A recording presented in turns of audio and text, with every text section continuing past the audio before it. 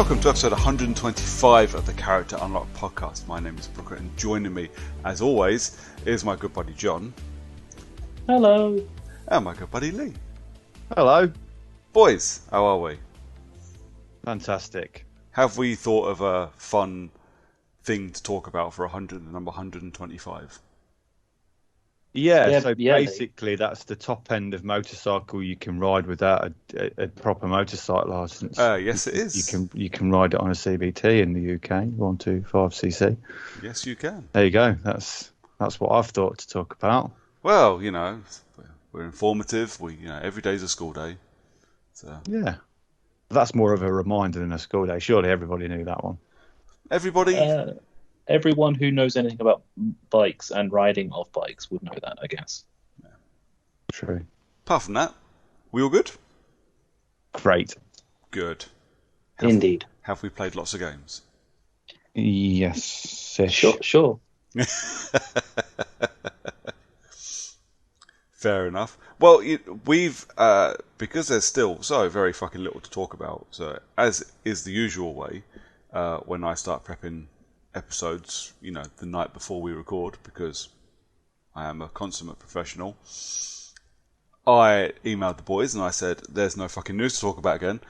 Shall we do another, I don't know, random topic to chat about?" And some things were thrown around, and I think we've settled on bosses and boss fights, just as a little thing to talk about, just to fill a bit of time in, just to give us a decent topic to chat about. So, we have all come up with our top 3 bosses/boss fights, and because I know what Lee's lists look like, I'm going to limit us to 3 honourable mentions as well. Oh, 3. Oh, I see. Okay, I don't need 3. I've only got 2. Oh, there you go. I've limited us to 2 honourable mentions. One of my honourable mentions is an entire game. Okay. Yeah, I've got a feeling I know what that is. Fair enough. Okay. So, should we go around the room and just cover our honourable mentions first, and then jump into our list, or do you want to do the list and then the honourable mentions? List first. List. All right. So, who wants to go first with their number 3? Go on, Lee. Okay. Go on, Lee. Number 3.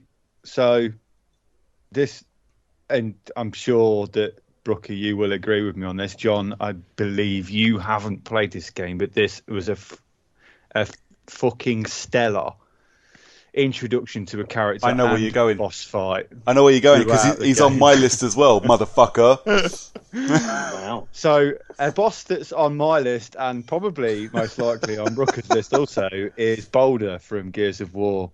The Balder from God of War for me, actually. Yeah, God of War, sorry, that's what I meant. He's on my honourable mentions. I love him, but so good. he was great. I just wanted to get at least one boss fight on my list that was older than 10 years, so I had to bump him. Yeah, I like the initial introduction and boss fight at the start, and then how the story unravelled throughout, with a very small, seemingly insignificant piece, which ultimately led to his downfall at the end, and then obviously everything that stemmed from that was just brilliant. Through and through, the whole game was actually just phenomenal. So, yeah, he's easily made that list for me. Yeah, I think it's a really brave move of Santa Monica Studios as well, because obviously they're making this game based around Norse mythology in a time where everybody now is a fucking Norse god expert because they've all seen Thor. So I think it was a really cool idea. To just throughout the whole game to bring a lot of the Norse stories in that people don't know about, but actually to bring this character in who is not mentioned ever. When you talk about the Marvel Cinematic Universe, so people don't necessarily know who he is. So you're not going to go, "Oh, it's Thor." Yeah, I know he's going to be a bad guy or a good guy or whatever. He's not even introduced by name at the start, is he? He's the stranger.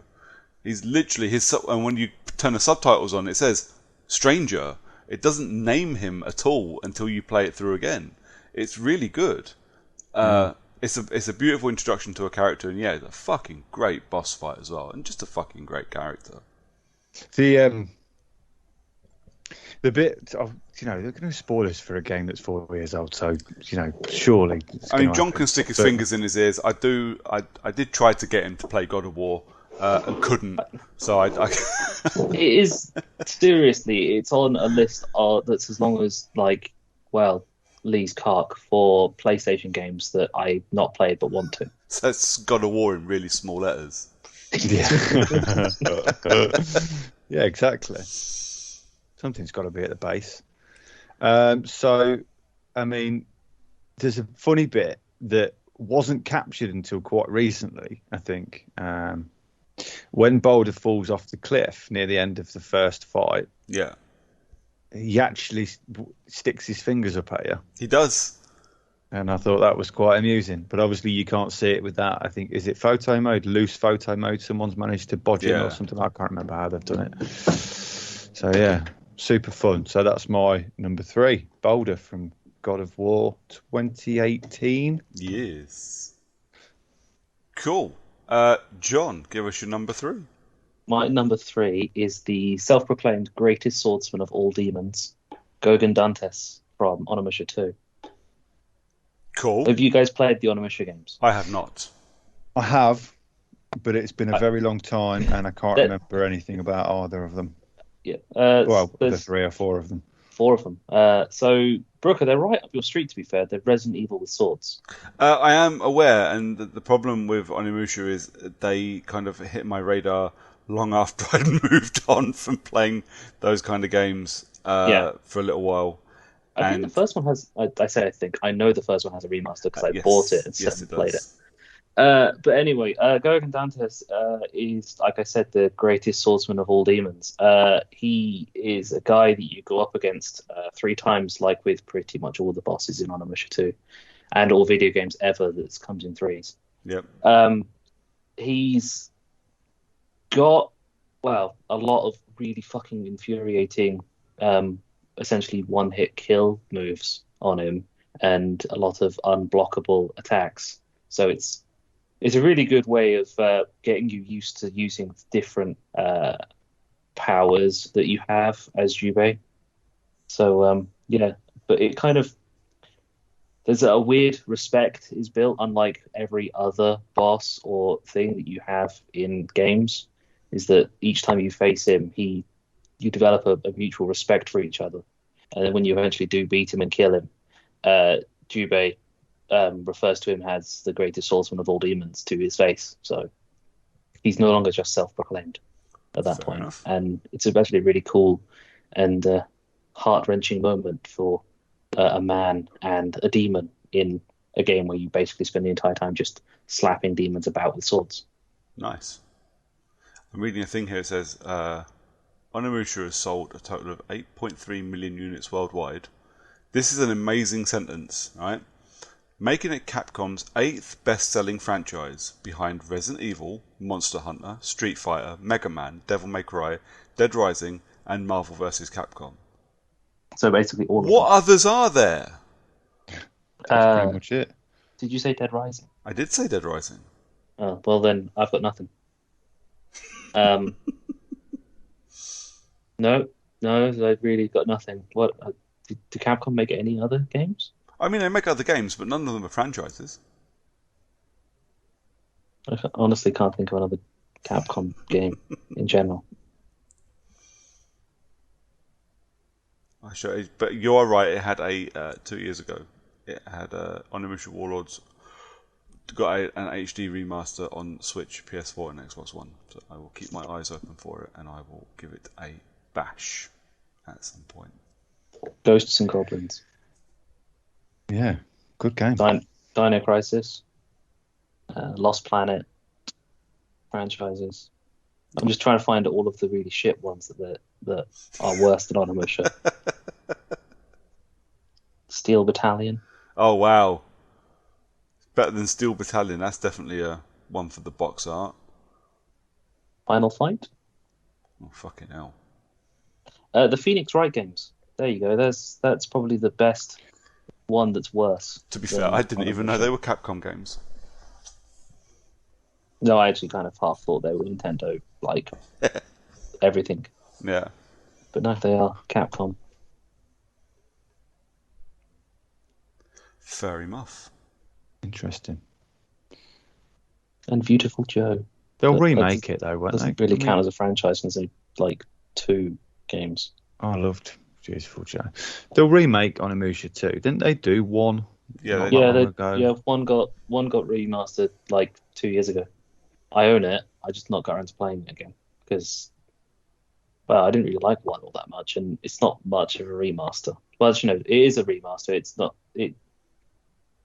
It's a fixed camera, third person sword game.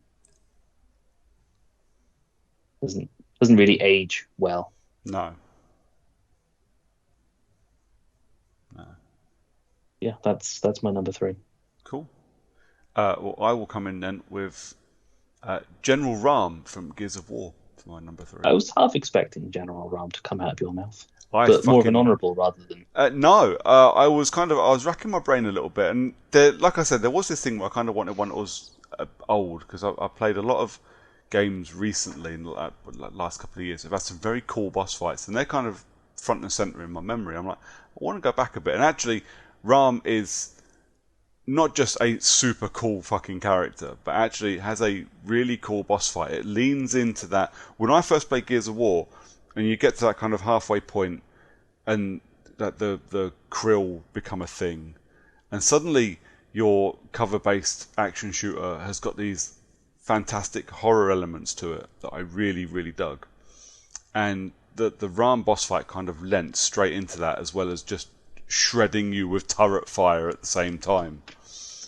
It wasn't just about, circle strafing and unloading into this thing, because if you did that, you weren't gonna get anywhere. And it, bless him, he's a great character, but Dom was no help as an AI character in that boss fight. He just kind of stood there and got his ass handed to him on anything above easy. Yeah, it was a lot easier on co-op. Yeah, much easier on co-op. At the very least, your mate could go and play decoy for a bit without getting his ass handed to him like Dom would, and you have to keep going to fucking rescue him. But on a single player level, just the fight was just so much fun, and it capped off a game that genuinely surprised me in its quality. Because I picked up Gears of War just because I happened to have an Xbox 360 for something else, and I went, oh, let's play Gears of War because it's the Xbox 360 game, isn't it? Got to give it a bash. I think I played like 1 and 2 directly after each other, and 1 blew me away so much. I was so impressed with it, I couldn't put it down. And then to get to the end and have this fucking cool as shit boss fight with a character that I just really kind of I loved watching on the screen. It was just a hulking menace battering his way through your game. I genuinely, I thought it was great. I thought the fight was excellent and the character was brilliant. Yep, agreed. And Gears never quite hit that level again for boss fights afterwards, in my opinion. There were some cool boss fights in Gears, but none of them hit the levels of Ram. Yeah, it didn't have the build up, did they? I think was the main part. I mean, there was a couple. I liked a couple of the really big fuckers, not like the last bosses, but like the really big bastards. Yeah. Some of them were good and fun, but they didn't have the same kind of, oh fuck, this guy killed one of your best mates. Yeah. And now he's going to fucking murder you cunts as well. And the crew love him. Yeah. Yeah, the whole the fact that he could set the crew on you in that fight as well was just, it was an added level of just, oh shit, I can't be dealing with this. It was such a cool fight. Yeah, I did love that fight. And I'm probably going to have to say that every time I played that boss fight, one or more of the people that I were playing with were on casual.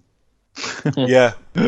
While the rest of us weren't. He's genuine. He's such a tough boss. On casual, obviously, he's not, but he can be a bit of a challenge if you're a bit shit like me. But if you play on anything above casual, the dude is handing your ass to you, man. He's so hard. Yeah, and it's like unforgivably hard at points as well. Like if you go up too high in the difficulty, like the game's got a nice difficulty curve. There are a couple of spikes, but none of them are too bad. And then you hit that fight, and if you're on, normal, you're throwing controllers at the TV, man. But yeah, that's my number 3. It's a good shout. Do you want to give us your number 2 then, buddy? Yeah. So obviously, this is a big one for me. I don't know whether you got to it. I don't know whether Phil got to it. John's not played it. This is going to be a Hades thing, isn't it? So it's Hades. From Hades. No, I have not. I've not seen the end of Hades yet, so I've not fought Hades. Well, I've got quite a few friends that haven't seen or thing this. But the thing is with Hades, and you will have seen it as you've been dying and rerunning, you'll have seen that you get different speech, conversations with the people as you go through each time you die and restart. It's exactly the same for the last boss. Okay. So every time you get to him, there's different speech and different reasons, different conversations, and it's fucking brilliant. And then you can make him harder as well when you get the Pact of Punishment, which changes his whole moveset, and he goes fucking bananas, which is just so much more fun. It's still hard as fuck, but it's just a lot of fun. That whole boss fight was just brilliant, and it really the fact that I fought him 100 times and never got bored of it. Yeah, it's just brilliant. So there's not really any question for me there. It was just beautiful. Very, very well written and very, very well executed. I'll be honest, I was a little bit sad that I haven't finished Hades when I was trying to put my list together, because I was like, the 2 bosses I fought were great. Every time I fought them were a little bit different and were still fun, even if they were frustrating. I kind of wish I'd seen the end, because I know, just by playing the game, I know the end boss is going to be just phenomenal. I did sit there going, I'm a bit sad I haven't finished that. Oh well, comes out on Friday. And I'm going away, so I won't be playing it Friday. But it's preloaded on my Xbox and prepaid for on my PlayStation, so I'll be playing it somewhere. Yeah, I've got it coming hard copy. I think probably turn up tomorrow, and then it's already pre-downloaded, but I'm out Friday night, so I'm hoping I can go on it tomorrow. But yeah, I'll have to see. Cool. Any more to say about Hades? In Hades? It's out Friday. It's out Friday. Yeah. Fucking play it. Absolutely. I love Hades, and even though I'm shit and I haven't finished it yet, I loved every run I did on it. Still, of the 2 roguelikes I've played, still the better one, in my opinion. The 2? You must have played more than 2. Or No, are you just talking this year? I don't play roguelikes as a whole. They're not really my bag. I'm guessing the other one was the Returnal. Yeah. Which I still haven't finished. I haven't started it up for months. That's £70 well spent. Yeah. Well, you lives, you learns. It's all good. John, give us your number 2. So my number 2 is a relatively new one to the I'm just going to say franchise for the game, just because I can't think of any other word for it. And that's from Destiny 2, and it's Ignovan, the Chosen of Keitel, which is the final boss from the Proving Ground strike. He's not particularly hard to beat, but he does have really cool entrance animation, and it looks full on Rockstar. It just jumps out of the ground. There's just fire and fireworks everywhere. But he's got a ridiculous attack that he just jumps in the air and launches a load of heat-seeking balls of fire at you, while also shooting you with a giant void cannon. So if either of those burns are on, you are fucked. Nice. Sounds fun. He is an unbelievably cool-looking character, like most of the Cabal bosses are, to be fair. But the story behind the rite of proving, as it were, is that the Cabal are essentially invading, or rather, the Cabal are trying to take over the Guardians, just to get them to join the Cabal Empire in an attempt at being stronger and fighting the darkness together.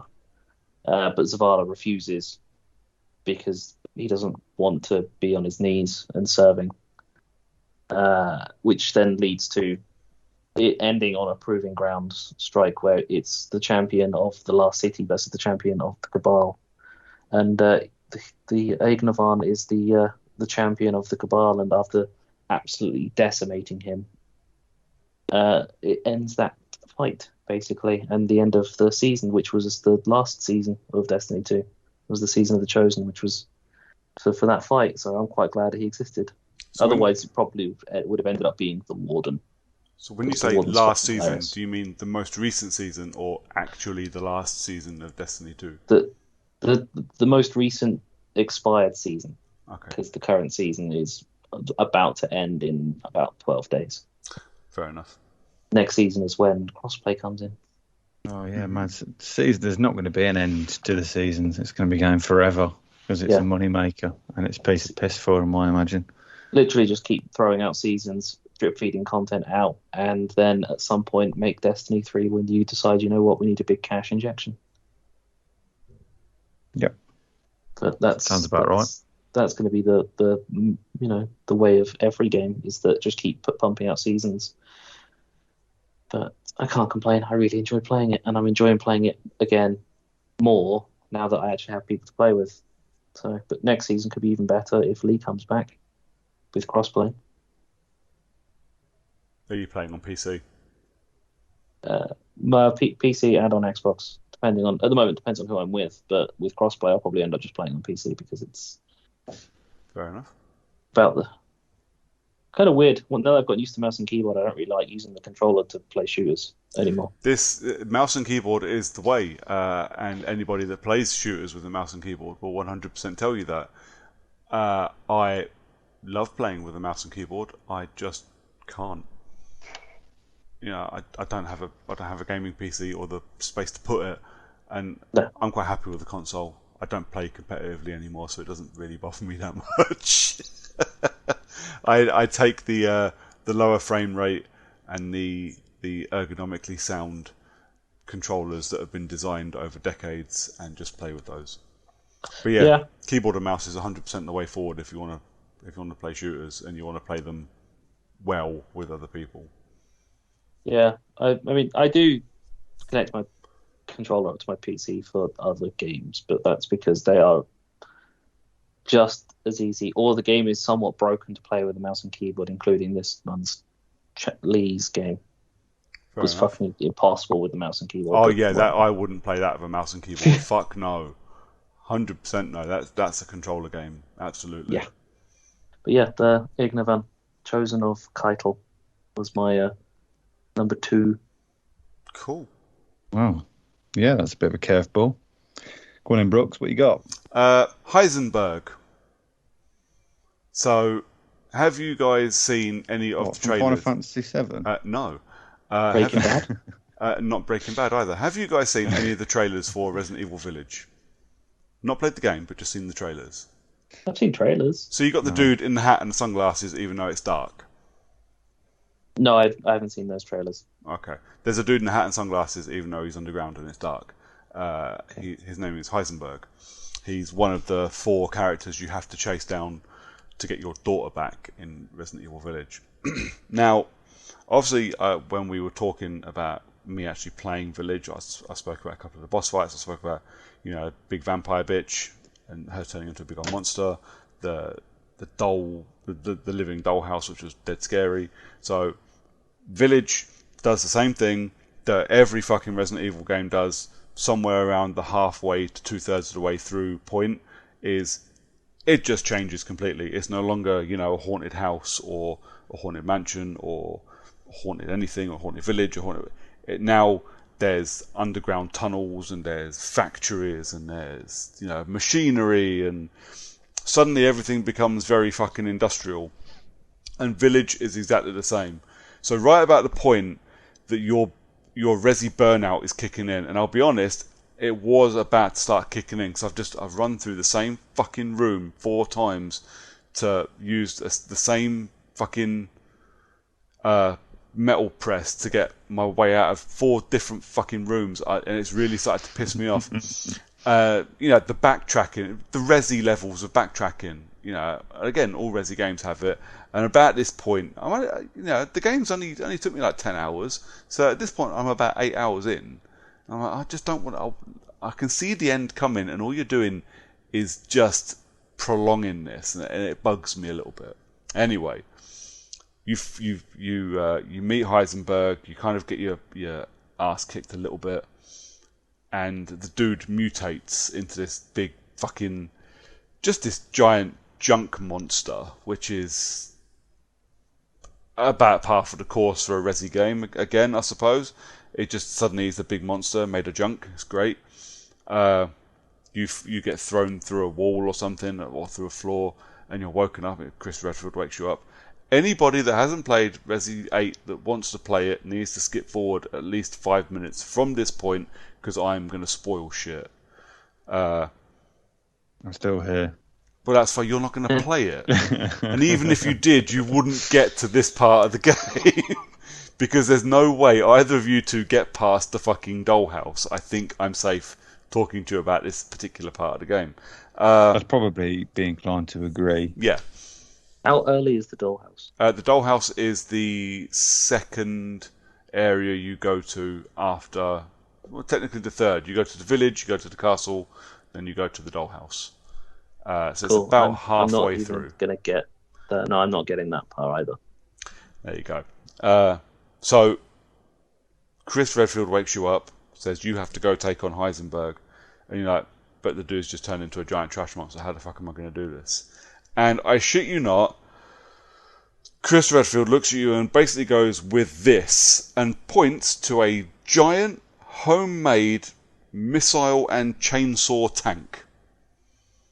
It is the single most Japanese thing I have ever fucking seen in a Resi game. It is absolutely bananas, and it's this boss fight for the first half at least. It's just a giant fucking freewheeling turret section where you fire missiles at this thing while you occasionally swing a constantly running giant chainsaw. At this point, where my fatigue was kicking in a bit, this was the most fun I've had with a boss fight in fucking ages. The dollhouse was great, and that was almost on my list, and I suppose it could probably be on my honourables. The dollhouse was great, but I thought, no, when I think about boss fights in Resi 8, I think the dollhouse because it was awesome, and I think this stupid fucking chainsaw tank. Homemade chainsaw tank. It looks, the dude who tried to prove that the Earth was flat, so he built a rocket and killed himself flying it up into space. I have vague memories of laughing at that. Yes. It basically looks like something that dude would make. It's a homemade redneck chainsaw tank, and you have to take on a giant fucking trash monster with it, which is a ton of fun anyway. But the fact that this is in the middle of a fucking Resident Evil game just blew my mind. It was so much fun. It's such a great fucking boss fight. Awesome. Well, I'm never going to see it, so I think I'm probably going to have to check in on a video. If I'm honest. No, actually, got to think. I think I did last time you mentioned the crazy Japanese tank boss fight thing. I think I checked the video. It was pretty funny. It's so much fun, and I was only playing it on normal, so I kind of just bashed through and just had fun with it because it's a fucking scary game. So I didn't want just constant death coming at me as well. So normal was how I played. So it was, just by the time you get here, it's such an overpowered thing. Like, you're not losing the battle in the first half of the battle. Afterwards, it gets, you get thrown out of it, and you have to kind of run around and use all your weaponry at it. But again, it's turned into action adventure game at this point. You've got machine guns and rocket launchers and all sorts. You're fine. It's just a fucking blast of a boss fight, and just what you need. Just at that point in Village where you think this is lots of fun. It really needs to start wrapping up. This shit happens. It was perfect in every sense.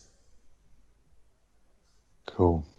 Like a big surprise. Come on in, Lee, give us your number one.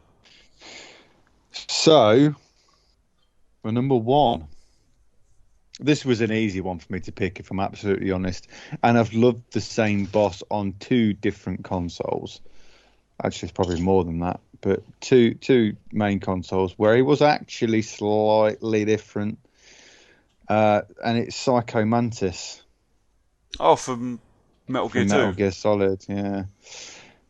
So, obviously when I played the original, and possibly when you guys played Brooker, possibly John. Definitely when I played the original, yeah.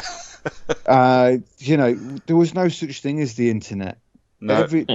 Every game guide and things, you either had to buy the actual guide, or it would basically, you would be talking to your mates about it next day in the schoolyard trying to figure out. Do you remember the hints and tips line, like the 0908 numbers? Yeah. Used to be on the back of the EA instruction leaflets. If you can't get past this level in Command & Conquer, ring this number. No!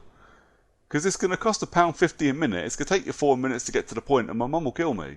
Yeah, well, you didn't think no back then. You thought, I need to ring that number. Only once did I think that, and then I took a beating and never did it again. Yeah. Well, basically, so Psycho Mantis starts talking to you, and he's reading your memory card, which obviously were plug-in memory cards back then.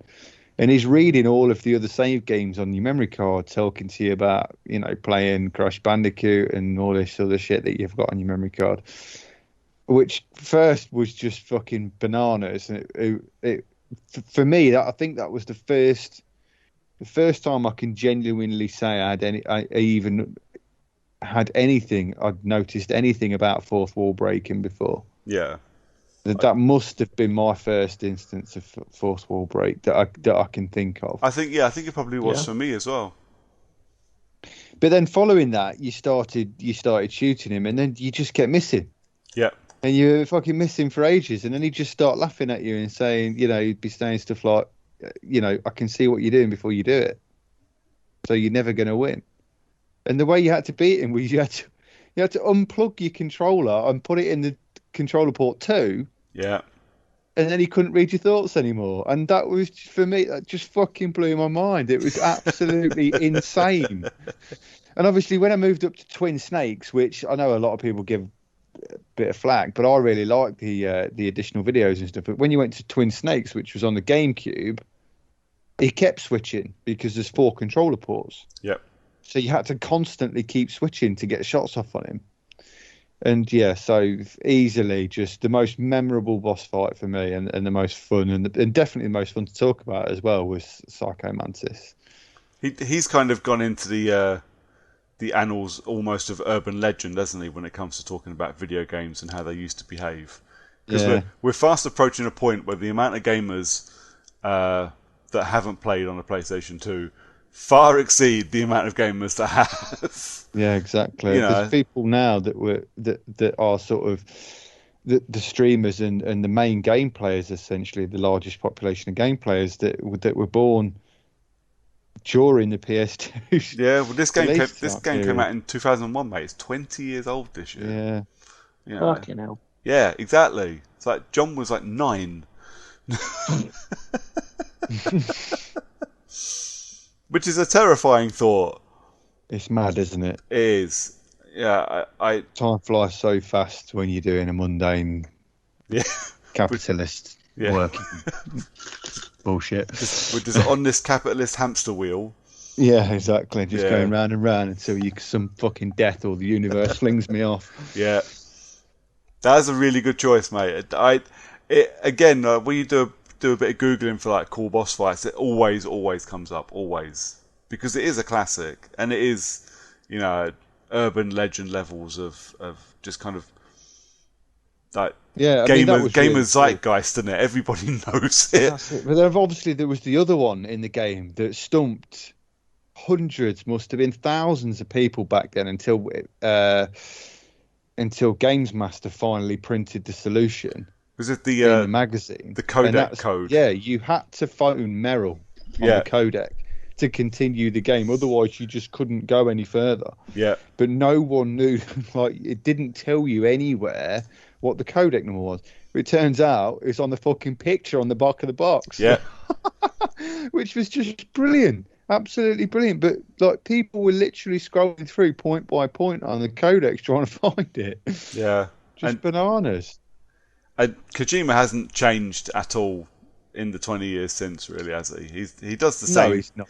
They're not quite as inventive as that anymore. Those days were really sort of, a lot of people do odd little things and odd little quirks and stuff now, so it's not way out there like it was then. The internet's ruined it in a way, I think. Yeah, it very much has. Surprising. Imagine being Kojima now, and you've come up with this really cool fucking way to just dick around with players and bring the immersion up a little bit, and some twat on Reddit just goes, nah, just do this, we'll fix it.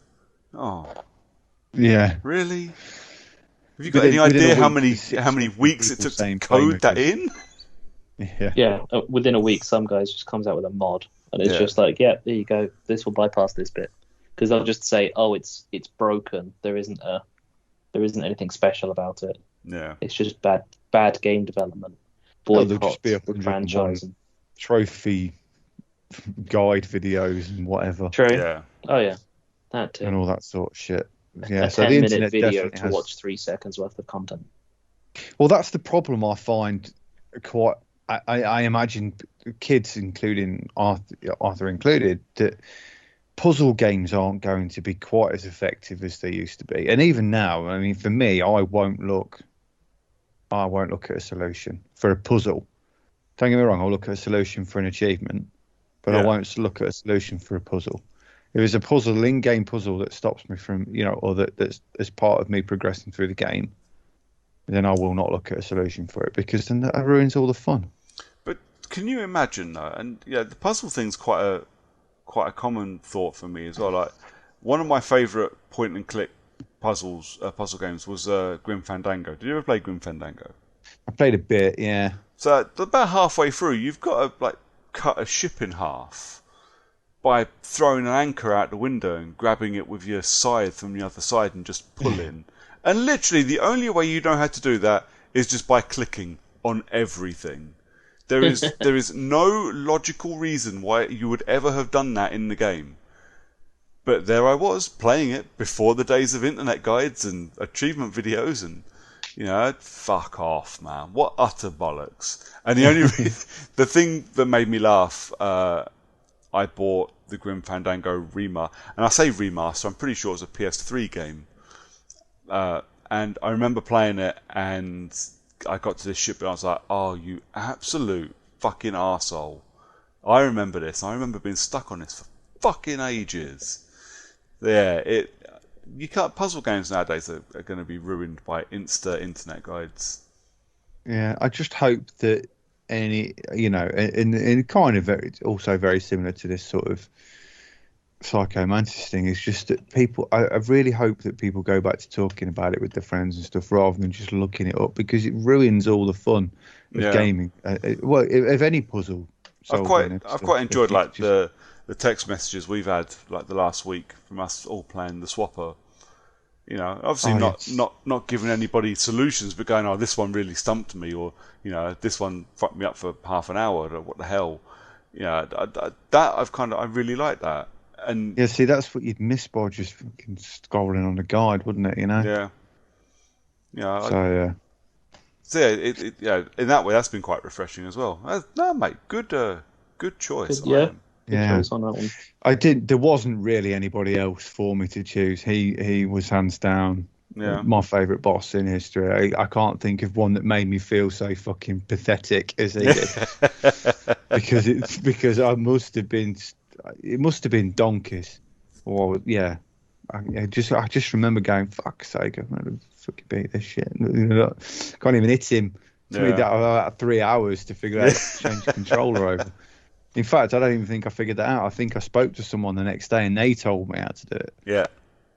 I'm pretty sure that's how I did it as well. I can't figure this shit out. And then a mate of mine, because pretty much every mate I've ever had has been better at video games than me. Just do this. Oh, okay, fine. I don't know who in their right mind would even consider, fuck it, I'm just going to plug in the controller to the second one. Well, it's the kind of outside the box thinking that a Kojima game used to bring on. You know, it used to force that kind of shit. Now it just makes people go, oh, for fuck's sake, really? A 5-hour cutscene? You know, it's a different level of auteurism. 5-hour walk across there with some bags. Someone tried to sell me on Death Stranding at work the other day, and he went, "There's 6 hours of cutscenes." I went, "No, I'm good. I don't need any of that. Can I just watch the cutscenes on YouTube and be done?" You know? Actually, I did. My mate Nate was playing Death Stranding on PC, and he got to the final bit, and I just happened to have a random guide in front of me for Death Stranding because he asked me a couple of questions about it, and I said I've got no idea. So I just took a look and I said, "Oh yeah, don't worry. This is like you're right at the end of the game." And he said, "But I've got 2 more chapters left." And I said, "Yep, but you are right at the end of the game." So you're about to spend 2 hours watching cutscenes. Yeah, I think pretty sure like the final chapter and like at least one of the epilogues is just a cutscene. And you can't pause them. Drives me up the wall. And it knows when you walk away, Yeah. and it pauses for you. So you have to watch it, stare at it. Yes, you do. As soon as you pull your phone out, it pauses again. It knows. It's like trying to change tab on Chrome when you've got like a ITV hub on and it puts an advert in front of you. Yep. Or Channel 4's one. So you will watch this fucking advert. All right, John, what's your top boss fight then? So my top boss fight isn't particularly because of its own difficulty, but because it's the character and what's happened to them, and it's Saren Arterias from Mass Effect 1. Good shout. So it's like the whole of Mass Effect 1. I mean, does it count as spoilers if the game's that old? But even though it's got a remake that's come out in the last like 6 months. It should be fine. You'll be fine. Yeah. So Saren Arterias is your big bad from Mass Effect 1, the guy that you're hunting across the galaxy. And it finally comes to a final point where you either have a fight with him or you get him to shoot himself in the back of the head, side of the head, whatever. And you think, oh, cool, that's the final boss. No, it's not like that at all, because you get to then face him after he's had all his skin melted off, and he's being controlled by the Reaper Sovereign at that point. And he is a bit of a twat to shoot because he just bounces around all the fucking walls and shoots you with basically a laser attack, which makes it so that you can't use your guns because it just overheats them all. So yeah, it becomes annoying as opposed to difficult, because you'll be in the middle of doing something and then you can't do anything about it. Meanwhile, all of your allies just keep dying around you because they're fucking stupid and can't stay in cover or shoot something that's moving around. But otherwise, yeah, just the final boss himself, rather than being difficult, it's more about who it is you thought you were going up against is then completely just stripped of all of its being, and it is then just a robot you're up against. So it's kind of there's a bit of a pull on the stomach for it, because it is literally the beginning of Mass Effect, where you are thinking suddenly everything is just that little bit too much for one man to do, and you need the entire galaxy behind you, but you just don't get that at all. And then from that point onwards, you do kind of feel like you're completely on your own, apart from your squad. And yeah, I mean, I've got such a strong connection to Mass Effect. It would kind of have to be someone somewhere from a Mass Effect game to be my number one. But yeah, Saren. Yeah, agreed. I liked him mostly because his story was so fucking tragic. Yeah. To be quite honest, because I mean, I've read the books as well, and you know, it was always a bit of a cunt, but you know, you kind of expect that from sort of what's almost a space 00 agent. Yeah.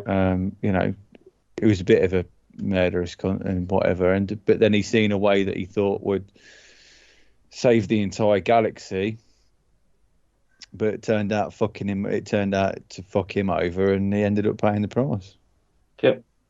And also technically saving everybody at the same time, because if it wasn't for him being controlled by Sovereign during that boss fight piece, you wouldn't have broke his shield. No, you're completely right. And So- that one fight and defeat of Sovereign is what gave the galaxy the necessary weaponry in order to take on the Reapers as a whole. Because as proven by the very beginning of Mass Effect 2 in the fight against the Collector ship, we were not in that right kind of that weren't even capable of taking on that. And as a whole, really proved that the galaxy was just not ready for that fight and would have lost miserably. So yeah. You're right. You Come are on then, completely Brooks. correct. We know what Brooks is anyway already. Oh, do we? It's Bowser from Super Mario Brothers. Oh, you got me straight away. That's I was going to definitely. say Mario 64 specifically. My final one is a mini boss. So not a full boss, not an end of game boss, just a regular old mini boss, and one that then I think is diluted a little bit when he's no longer a mini boss and he's just a regular person that you come across in the game, albeit a dickhead that I didn't like fighting either as a boss or when he just becomes a regular enemy. But the thing for me for this guy is I fell in love with his character design, and I fell in love with his just his story and his arc and just kind of everything about the character, considering it's in a game that's basically just about shooting the shit out of things. It doesn't, you don't need story, and yet this guy's got a really cool one. It's Doom Eternal's Marauder. Yeah, but the way you were describing that, I was thinking you were about to go into, and I couldn't remember the fucking name of the thing I I'm doing. fucking love them. I fucking hate fighting the Marauder because he's a prick. His stupid dog can do one. His dumbass shield can fuck off, and his stupid flashy eyes can kiss my ass. But the character is just amazing. Because his character is basically he's part of the Night Sentinel, or he's a cursed, if you like, Night Sentinel. So Night Sentinels are they're the good guys, the guys that worked with the Doomslayer back in the day to fight Hell, and then some of the Night Sentinels went, well, no, we prefer what the Makers are doing, and we're going to go and be with them instead. And these people, when they were slain, they were then resurrected, and they became Marauders. And I love, like, the first time you see him, he's just like super angry and clearly personally aggrieved by the Doomslayer, which by this point you have to remember, like I say, Doom is just a game where you don't need to care about the story. You can just run through, shoot the living crap out of absolutely everything and move on. But if you want to dive into the story, there's so much there. And when you kind of dive into the Marauders' backstory and you see just, like I say, just how personally aggrieved they are by just the existence of the Slayer, it's such a cool... The inner emo in me can't help but love him. Yeah. Doom and Doom Eternal both had some great bosses. I really liked the woman from Doom that ended up just going bananas. Yeah, she was the cool. last boss. Can't remember her name. No, I can't either. The Cyber Demon from the end of Doom 2016 I thought was amazing. That was a really, yeah, definitely it was that cool. was a really cool fight. Again, on the harder difficulties, really fucking hard. But as is the way for Doom. The whole thing, like Doom from start to finish, was excellent. Every fight was fun. I think Eternal had some issues in comparison. I didn't really need the extreme amount of platforming that it had, but it made up for it with characters like the Marauder, at least story-wise. Like I say, fighting them, because I'm shit at fighting games. wise, they were knobheads. Yeah, and I know that there's at least one part of the DLC that I still haven't played yet that they come at you in multiples, which I'm really not looking forward to. But that's another game that at some point I will replay this year because it's finally got its PS5 and Series X upgrade. So at some point I'll get that bad boy installed and played again. I remember we were playing the multiplayer, and I just kept sending marauders after you, and you kept calling me a cunt. Yes, that's because you were, because they are. But they, like I say, there's not many video game characters that I would like to have. I would like to find room to have tattooed on myself. The Marauder is definitely there. I'm just a big fan of everything about him and his character. Like I say, fighting him, not so much. But yeah, that's my number one. Cool. Lee, give us your honourable mentions. Okay. So I've only got two because whilst I wasn't really a fan of their boss fights as characters, I think they're fucking outstanding. Okay. So there's Handsome Jack from Borderlands. That's from Borderlands, yep. Yep. Just fucking makes me piss, to be quite frankly. He's very funny. Yeah, and generally he's funny, but he's a fucking psycho, and that just really tickles me. The comedy really sold it. The fact that he wears a fucking face over his face is even better. Yeah. But the comedy alone is enough to sell me on the fact that he's a great boss. Now, Borderlands, I can take or leave. I like playing it, but it's better played online with all your friends. Yes. And the story's always a bit loose anyway. But yeah, It's not about the story. It's about shooting shit. Yeah, exactly. And then Handsome Jack getting vaults with nothing in it. But yeah, so Handsome Jack winner. And second one is Sephiroth. Or Sephiroth, which is how most of us know him. Obviously, massive fan of Final Fantasy VII, massive fan of the remake, massive fan of Advent Children and Genesis and fucking God knows what, all the others as well, Huge fan of the storyline. Big thing when I was growing up. Kingdom Hearts as well really sold Sephiroth quite well. He's one of the harder bosses in the game. So yeah, really, and he was kind of I suppose almost similar to Saren from Mass Effect in that he thought he was doing something for the right reasons initially, and then it all fucking went tits up for him, and he thought, fuck it, I'm just going to go and kill the whole world instead. I mean, his mother was insane. Yeah, well, and an alien, but yes, so, it's a bit of a different thing there, but as basically a straight up polar opposite of the main character. It was very good and obviously iconic looking, and walking back in through the flames and all these iconic videos that he has. His boss fights were shit, to be quite honest, with the exception of the actual final last bit of boss fight where it's just you and him in the black. The other ones before that were typical Final Fantasy fucking crazy giant enemies that were just fucking made no pissing sense. Horse shit. Laser crab. But yeah, I mean, the last fight against him in the original, where it was just black screen, was excellent. Although, the remakes redeemed itself. The fight against Sephiroth in the remake was brilliant. Big sword. Spoilers. Yeah, and I've got a model of him as well, and he's pointing his sword right at me. Nice. Yeah. So they're my two honourable mentions. Obviously, there's fucking hundreds I could have gone through. Yeah, I think I struggled a little bit narrowing down my list just because there are a few boss fights I really like. A few bosses I like where their fights are a bit naff. Yeah. But yeah. The only other one that I would probably say that I didn't talk about, and even though I'm taking it to 3, is more of a game, and it's oh shit, why has my memory just gone completely blank? Because you're old. Oh God, yeah, it's because I'm old.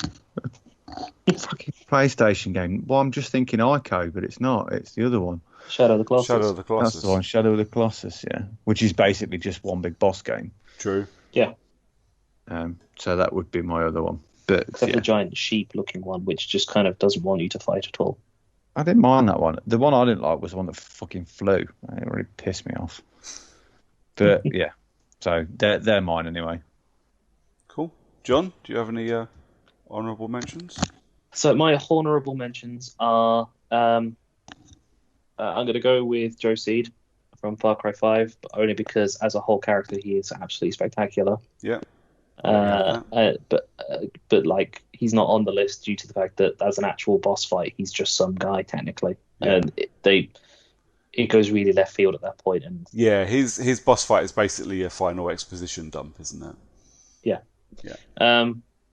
But my other honorable mention technically is an entire game franchise, and that's Super Smash Brothers, because each character is technically a boss fight to unlock them.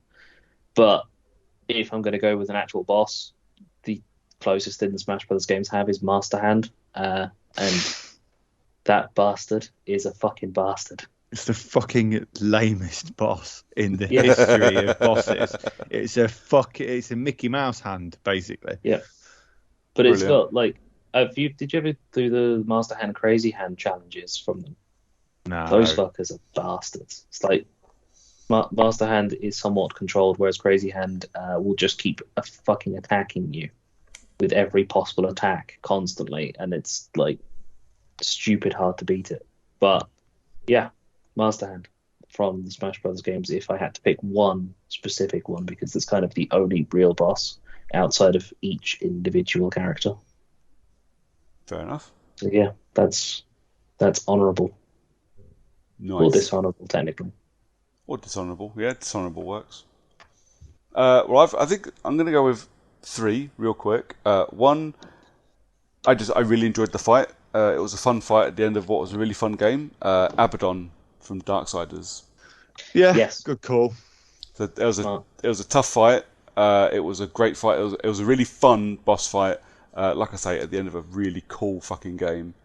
Yeah, also super cool game. Yeah. It's a shame the other two weren't as good as it. Well, they were. I enjoyed Darksiders 2. I haven't finished 3. I will. I haven't finished 3 because of any quality problems. I just played something else instead. My next honourable mention will be the Maw from The Medium, which is basically the one and only actual monster in the game. You never really fight him, but you spend your entire time avoiding him. And that's what makes him super cool. He is very, very scary because he's a one-hit kill. If he touches you, you're done. If he sees you, you're done. Just hide all the fucking time. And it brings the atmosphere up and does a fantastic job of making you shit your pants. The alien from Isolation. Yeah, the alien from Isolation is very, very similar. Except the Maw is invisible. Which makes it even more fun to try and avoid. Yeah, I can imagine. Yeah, can't wait. I pre-ordered my special edition of The Medium for the PS5. I will be playing it again. Cannot wait. And finally, because I can't talk about boss fights or bosses without talking about this dude, Pyramid Head from Silent Hill 2. He's the most iconic character from any Silent Hill game. Iconic enough that he was then taken wholesale from a game that was clearly completely misunderstood and done as a bad guy in the movie, when Pyramid Head is in fact a manifestation of your main character's guilt. Well, that's not the case in the movie. But the thing with Pyramid Head was he was big and scary and lumbering, but shooting the crap out of him never worked. You just had to not be hit for long enough to survive. And again, it's one of those games. It's all about atmosphere over action, and Pyramid Head is the culmination of that. He's a super fucking scary bad guy. Yeah, I'm going to reiterate my I statement on didn't like Sephiroth him. and just say big sword. Yes, big sword and big fucking metal head. Yeah, didn't like him. Not one bit. Because he scared you, or because he was a bad boss, or did you Both. play Silent Hill 2? Played a bit. Yeah. I'm sensing a pattern when it comes to horror games. It's funny that. Yeah. I used to play horror games more often than I do now. Now it's just a case of I just play, because there's so many fucking games. Now I just play whatever. When I was younger, obviously you would borrow games off your friends. You would play them irrespective. Yeah, I think there's a lot of that. I think just in general, like I played a lot of stuff that now. Final Fantasy is a perfect example. I played Final Fantasy 7 from start to finish because I owned it. I owned it because everybody said I should play it, and I spent a lot of fucking money on it and couldn't afford anything else. So I played it. I fucking hated every single minute. But because I owned it, I played it. Now, I've got a bit more disposable income-ish.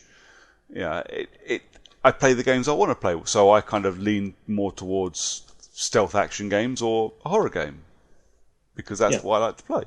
And it's much more fun that way. And I get to choose the games I want to play, instead of picking the game, because it's the only one out and it's time to play a game and everybody else has played it and said it's good, but no, it's shit. But now I'm stuck with it.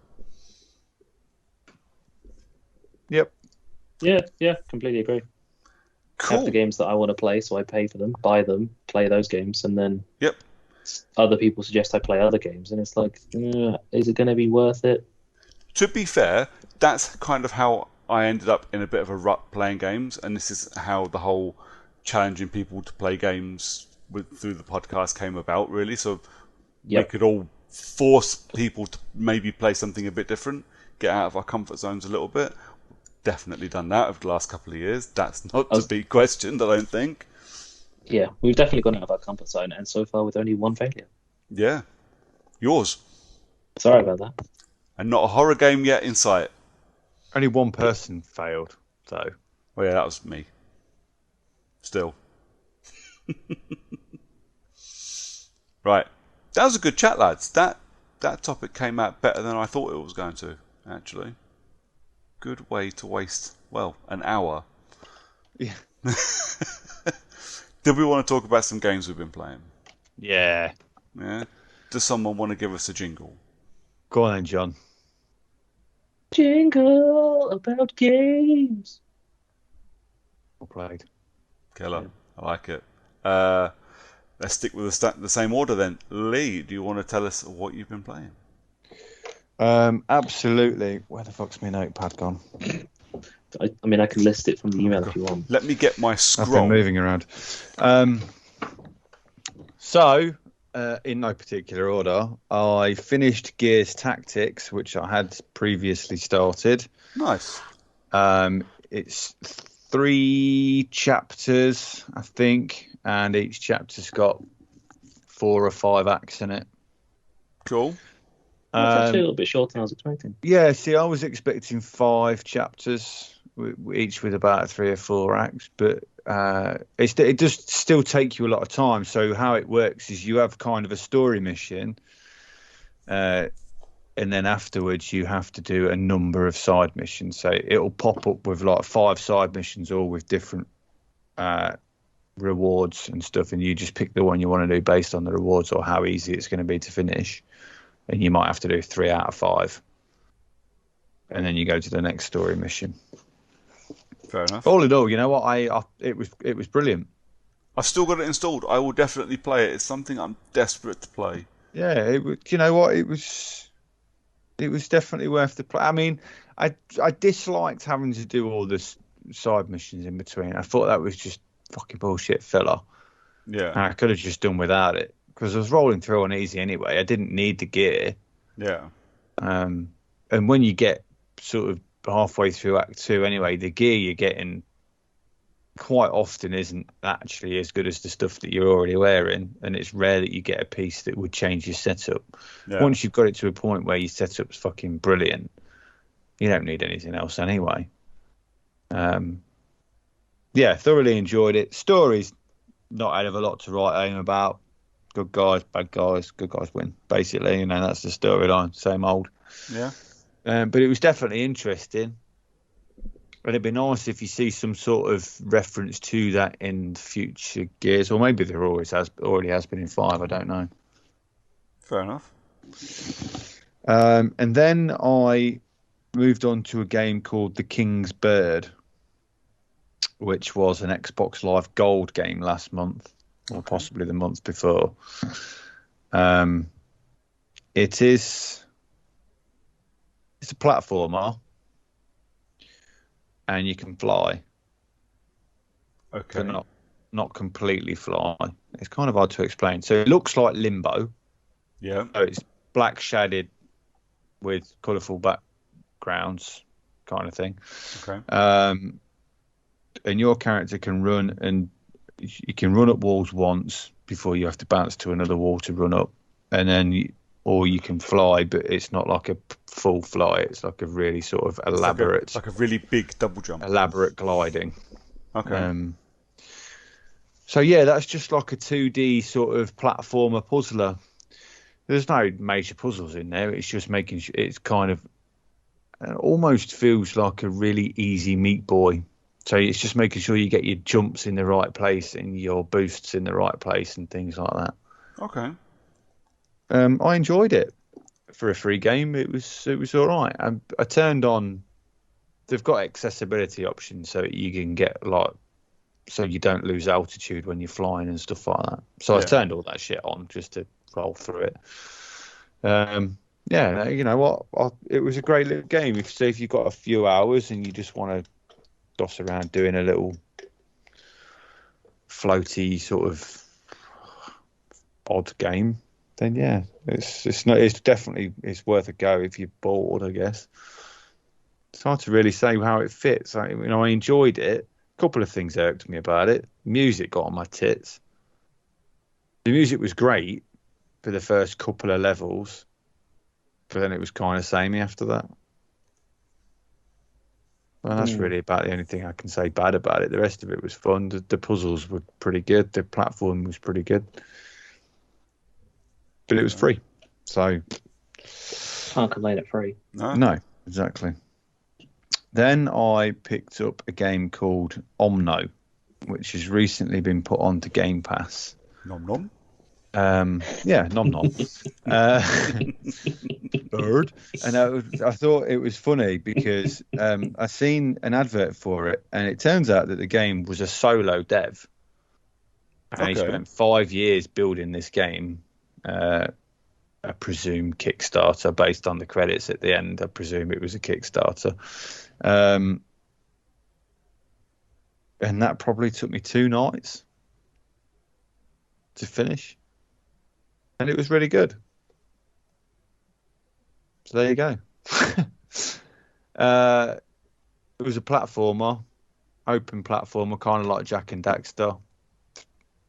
Yeah, kind of that feel to it. Sort of partially top down, but not quite. Not straight behind them. You were sort of up and down. And you had to collect light from animals to do things. And story's not all that much to write home about. I don't want to speak about it in case anyone plays it because it's quite emotional in a way. So I want to leave that there. But I really enjoyed that. So if you've got probably 5 hours, it's definitely worth having a bash. Cool. What else? So one of the Game Pass reward challenges this month was a game called Slay the Spire. I have heard of that. Yeah, I've heard of it before, and I never bothered because it looked pants, to be quite honest. But I played it anyway for part of the rewards, and it turns out what it is, it's a roguelike. I'm out. But it's also a card game. What? I know. And this is what really threw me off. And actually, it's quite addictive. So you start off very similar to... Well, yeah. But you start off very similar to how Curse of the Dead Gods is, in that you start a picking position on a map and you decide the way that you're going to traverse through this map, one after the other. Each time you get to a fork, you can choose one or the other, yada, yada, yada. But you start off with a base set of cards. So the first might be an enemy, and then you have to basically beat the enemy using the card game. And then you you basically go through there until you get killed, and then you start from scratch again. Okay. But you level up as you're going through, so you're slightly better the next time you go through. It's a very odd way of doing it, but it's actually, you can save and quit anywhere, in a fight, out of fight, on the menu, in the map, wherever you can save and quit. So that's, for me, you can pick it up for 2 minutes and then put it back down again. Like I had 15 minutes before the call tonight. I slung it on and played it for 15 minutes. I mean, I don't know if it's going to get boring. I've unlocked the second character, who I'm actually finding to be quite good. But each character, I didn't realise at the time, but the second character's got a completely different set of cards and card possibilities. So it's a completely different set of moveset and a different way of thinking, a different way of playing. Okay. Which is quite interesting. And I like that they've kind of tied it to a roguelike. It makes, I think that's probably what makes it slightly more alluring for me, because I want to get to the end and I want to do it more, but I don't know. So I'm playing that, and I will be very unlikely to finish it, because I expect that it's going to get very difficult. Yes. Or I'm going to get bored of it. But actually, you know what? For the small amount of time I've been playing on it, it's been all right. And then last but not least, I started Oddworld Soulstorm. Nice. This has been installed on my PlayStation for a while. It's been installed on mine for a while as well. And I wanted to wait until they cleaned it up a bit, as we do with most games nowadays. Yeah. Honestly, I'm finding it pretty boring. Yeah, so this is kind of one of the reasons why I haven't picked it up yet. I watched Paddy playing it, and bless him, he looked like he was really trying to have fun. And I think the same way, I'm almost certain the same way you were doing as well when you picked up it, because it's an Oddworld game. Oh, this is going to be fucking great. It's Oddworld. It's going to be fun. And then when it's not quite as fun as you think it's going to be, you're like, no, this is still fun. Kind of trying to force yourself to have fun with it. And I was watching Paddy do this. I went, I don't think I want to start this game, you know. So because of that, I've gone, well, it's just going to sit there now until I can be bothered to start it. And I probably never will, to be fair. I really want to, but it just doesn't look like it captures the spirit of the older games. I think it captures the spirit of the older games for me, but it doesn't do it enough to make it a modern game. Okay. It just feels like I'm playing the originals, and I've already played the originals. Yeah. It just feels like I'm playing the originals with a different lick of paint, and I think that's the problem for me. Fair enough. I don't know. I'll give it a bit more time, because I've only done a few of the set pieces. Yeah. So I will give it some more effort, but it's not looking good at this point. That's a shame. So that's me. That's where I'm up to. Cool. The old Chinas. John? So I've been unlocking the free cars that you get given on GTA by doing the challenges that are needed. I've also been playing Destiny 2, which seems almost unlikely at this point, clearly. But I've unlocked the Splicer title now, so I can now flick between Chosen or Splicer, depending on which one I want. Okay. And I've played some CK3, but only because it's a good time sink while I'm not really focused on anything at the moment. Fair enough. What's CK3? Crusader Kings. Crusader Kings. Right, yeah. Phil keeps fucking banging on about that. Tell Phil he's a cunt. Nice. Well, I'm sure he knows. Surely would have told him anyway. Yeah, we met. I'm sure I tell him all the time. Yeah, but tell him from me, because it means as much if I say it too. Okay. Especially if he listens to this episode. I'll tell him he's a flaccid cunt from you. The vagina that smells like expired bacon. Well, he keeps telling me how much he loves it and how much... Was it on Game Pass at some point? I don't know. Because he said to me that he'd purchased it and then it went on to Game Pass a day later or something. So obviously I was pissing myself laughing. But then he said, well, but it's kind of like you with Hades and how you buy it anyway, even though it's free. So I was like, oh yeah, I suppose. Did you kind of slink back into your corner after yeah, that? because I've bought Hades 3 times now, so I was kind of like, yeah, okay, I get you. Yeah. I got Crusader Kings on Game Pass because it was on Game Pass at launch. I then bought it afterwards because it was cheap and had all the DLC. So, rather all the DLC that was coming anyway. I have no issue with that. Like, same as like the Hades thing. If it's a game you like or a dev you like, fucking hand them the money, man, if you can afford it. Yeah. Yeah, I've taken a bit of a weird shine to Paradox Interactive. There's like a lot of the games that I've been playing recently have been there. It's like Crusader Kings, City Skylines, Two Point Hospital, and a couple of others that have escaped me at the moment. Junk food games, man. There's nothing wrong with that. Literally just time sinks that you just move your mouse around occasionally and start clicking. Yeah. And all of a sudden it's like 4 hours later and you've just, built an entire city without really even thinking about it. I mean, not so much nowadays, but I've spent more than, one night just kind of sat there with my laptop and SimCity on, just building stuff while I watch TV or, dither around doing other stuff. That's perfect gaming for that. It's great. Yep. Wish Skylines had the detail of SimCity sometimes, but can't complain. No. Too loud. Cool. Yeah. Is that it? Yep.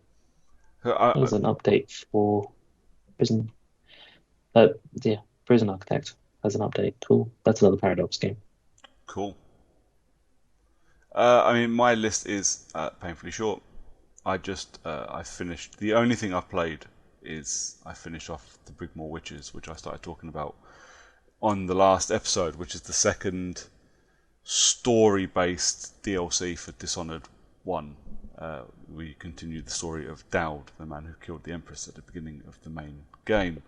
So we were talking about things like some of the dodgy achievements, like getting all the, literally finding every bit of money in the game for an achievement in a low chaos playthrough, which I'll be honest was frustrating, because on more than one occasion I had to reload. Well, I had to restart a level and then reload my save, because what I ended up doing was going around entire levels, knocking everybody out, and then just looking for money, and then thinking I've got everything, exit the level, only for it to say I've missed like 500 somewhere. So I have to reload a save from just before I exited. Dishonored has a relatively good trophy list. Most of the trophies are fun.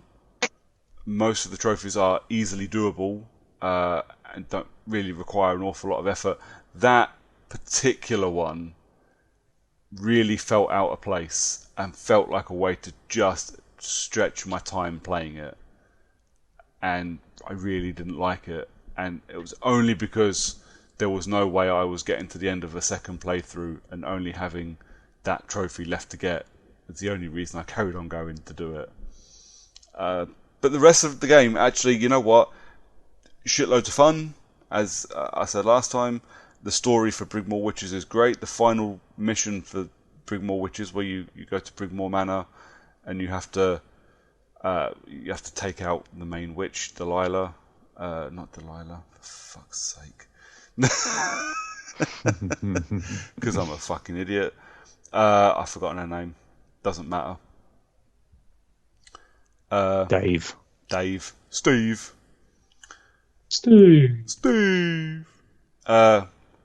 Yeah. So the final mission in the we have to go to the manor and you have to take out all these witches. When you got to do it silently, it's not a ball ache. It's a challenge, because they kind of disappear and reappear, and then they wander around in groups, and some of them don't stop moving when you do things like bend time, so they still see you when you're trying to be sneaky. So it can be a challenge, but it never feels unfair, which I think is always the fun part for Dishonored. It always feels like I fucked it up, not the game was being a dick. So I was always quite forgiving of that. But yeah, on the whole, the Brigmore Witches was a shitload of fun. Boys, I'll be brutally honest. It has not been the best couple of weeks. I've really been fucking struggling mentally. I can't be arsed of doing anything. So, which is why I've played no fucking games. I just rather sit on my sofa and just watch TV. Not up for it at all at the moment. I'm hoping I've got a couple of days off this week, and things are starting to get a bit better. So I'm kind of hoping to get on to. I want to play The Observer, and I want to play Dishonored 2, and Death of the Outsider. We shall see. Got to finish Lee's game as well, which I think I'm about halfway through. Maybe I think you're through. probably further through than you really think you are. Well, I'm going very slowly, and I have a list of pictures as to the general area to where the hidden things for trophies are. So I'm not following guides to get to the thing. So it's basically turning into, I get to an area and I just keep trying to jump into walls to see what happens. So it's going to take me a little while, I think. But a bit like the puzzle thing we were talking about earlier, I think I will have a much better experience when I get to the end if I can find these more or less on my own. I mean, there's no way I'm going to absolutely trip across any of these because they're hidden really fucking well. But I think I'm probably about halfway through. Unless the next 5 are all in the same room, of course, in which case I'm near the end. But yeah, so for me, the only thing I've played was the Brigmore Witches, and that was, I basically, for the last couple of missions, that I really had to force myself to do it, and it's just because if I didn't, I'd fucking hate myself for not finishing it and just tapping out. Hopefully I'll have more to talk about next time. Hopefully. But then, the day after we record the next episode, I'm heading down to Fright Fest, so I will not have anything to talk about in the episode after that. Swings and roundabouts. I might take my Switch with me. Maybe I'll play some Hades. Good call. Yeah. The irony. Hades on Game Pass. Bought it on PlayStation. I'm going to take it and play on my Switch. I bought a couple of games on my Switch because they were in my watch list. Okay. And they came up on the latest sale, and honestly, I bought both of them because that's what I do. If it's in my watch list and it comes up in the sale, I just buy it. Yeah. Irrespective of the cost, I just buy it. And honest to God, I bought them a few days ago. I can't even fucking remember what I bought. I really need to just stop buying shit for the sake of buying shit now. Just because it's in a sale. And, well, to be fair, with that one, obviously, I only put things into my watch list on Nintendo if they are games that I want to play on the Switch. Yeah. I.e., roguelikes, platformers, whatever. And I only put them in there. One was like Bro something. And it's basically just a fucking big old parody about like Rambo. I know that shit. I can't fucking. What is it? Broforce, I think. Yeah. Did we play that at EGX? I maybe. It's been in my what's it for a long time. What was the other one? What Scott? What's his face? And Scott his Pilgrim. Superpower. Yeah, Scott Pilgrim and his superpower girlfriends or whatever the game's called. That's the YouPorn parody, that one. Yeah. So and I picked that up as well because it's supposed to be a great game, and so I figured it'd work on Switch. Nice. No, I don't even know where my Switch is. Yeah, I think it's still in my case from when I went on holiday. I do the same thing though with sales. I always check like the PlayStation sale and the Xbox. I'm like, do I want these? Yeah. This is how I ended up owning the Observer. I've been putting off buying the Observer for fucking ages. But now I bought it, and I've had to make sure the second I bought it, I set it to install on my PlayStation. Because if I didn't, I'd forget that I bought it. So it has to be now. It's installed now, and it has to stay there until I fucking played it. Because otherwise, I'll forget that I own it, and I won't play it. That's weird, but kind of funny. Always happens. Too many games. I don't have enough fucking time to play them. And then I go through 2 weeks spat, so I just don't want to fucking play games. Ain't life grand? It's a barrel of laughs, mate. It is, mate. It is. I think then, boys, I think that's probably everything. unless there's anything else to talk about. No, I don't think so. I've not got anything. Cool. In which case, then, we will wrap this up. So yeah, we'll be back in a couple of weeks where we will talk some more games, and hopefully something interesting will have happened in the world of gaming that we can talk about without sounding like complete arseholes. Until then, Mr. Lee, where can people find you, buddy?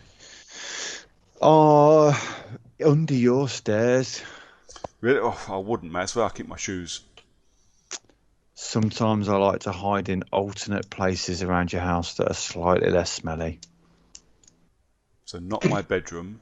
Like your wife's panties. That's not slightly less smelly. I am Pyro Love Ridge pretty much everywhere. Come check me out. Come play some games with me as well. Fuck it, why not? Apparently you need somebody to play A Way Out with him. Because Phil won't come finish it. A Way Out, and It Takes Two, because fucking Phil, frankly, you are a useless sack of shit. See, this is why. Do you remember when Streets of Rage came out? I said to you, mate, it's co-op. Let's fucking play it. And we started it, we played it, and we finished it in one go. Because that way, done. I ain't got to fucking worry about it again. That's a good point. I've been playing that again. I'll bring it up next time. Because it's just had the new DLC, so I've been playing it again. Cool. I'll look forward to it. So yeah. I mean, Phil, I've never known an alcoholic that you can't get to go out for a drink. I'm gonna fucking work that one out. Hey, do you want to go for a beer, Phil? I mean, I know you love beer and you drink multiple cans and beers and wines and whiskey every night. Well, let's go out for one. Oh, I can't. All right, for fuck's sake. Brilliant. Play some games. No, I can't. Oh, fuck's sake. I think he's ditching me slowly. I think he's actually going out, just not with you. He's had enough of the D, mate. I think that's what it is. Yeah, anyway, Pyro Love Ridge everywhere. Cool. Thank you. John, where can people find you, buddy? So I am on Twitter as the John_CU and on Xbox Live as the John7293. Oh yeah, forgot about that fiasco. John #7293. Brilliant. Just fucking brilliant. Outstanding. I cannot believe you finally had your fucking gamer tag banned. How long have I've had that since? I'm pretty sure I had that on Xbox 360. So yeah, it's been a long time. Dear oh dear. Dear oh dear. It's almost as well, is that one? No, probably slightly better than me getting my Twitter account banned for a 2-year-old tweet about masturbating to. I said I was going to masturbate animals. to animal documentaries and 2.5 Men repeats. Apparently that was abusive. Yeah, to Charlie Sheen.